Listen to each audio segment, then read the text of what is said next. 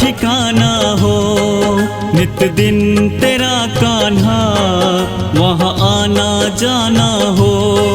सबकी तूने सुध ली है अब मेरा भी ले लो।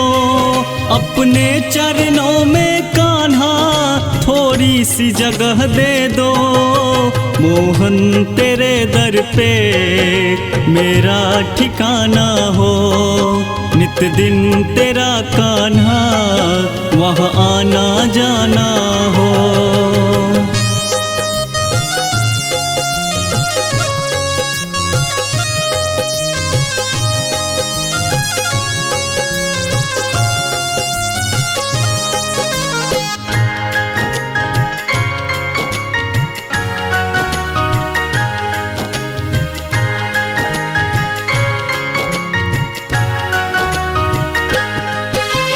विपत्ति का मारा मारा तेरे शरण में आया। दुनिया की क्या बताऊं अपनों ने भी सताया।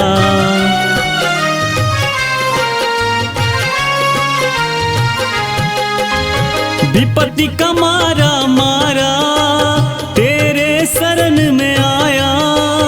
दुनिया की क्या बताऊं अपनों ने भी सताया।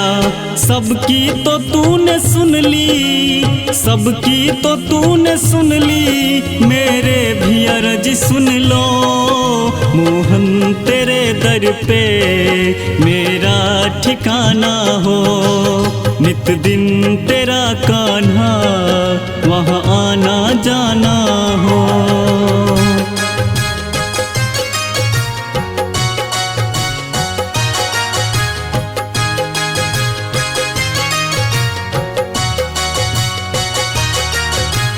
Music by DJ Balkrishna.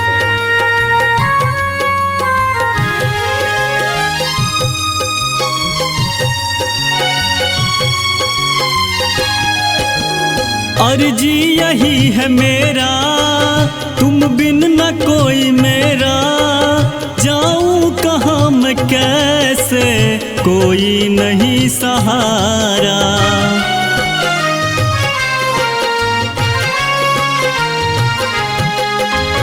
अर्जी यही है मेरा तुम बिन न कोई मेरा। जाऊं कहाँ मैं कैसे कोई नहीं सहारा। एक आस तुम ही हो कान्हा, एक आस तुम ही हो कान्हा। अरदास तुम सुन लो। मोहन तेरे दर पे मेरा ठिकाना हो। नित दिन तेरा कान्हा वहाँ आना जाना हो।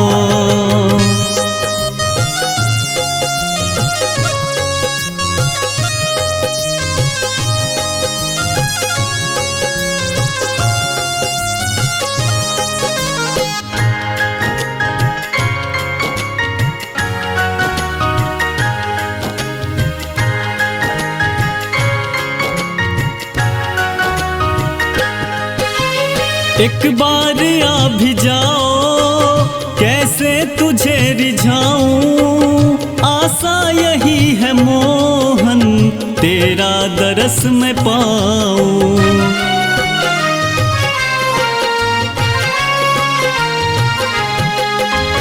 एक बार आ भी जाओ कैसे तुझे रिझाऊं।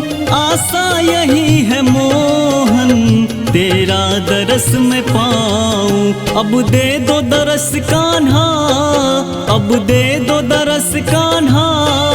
इतनी सी दया कर दो। मोहन तेरे दर पे मेरा ठिकाना हो। नित दिन तेरा कान्हा वहाँ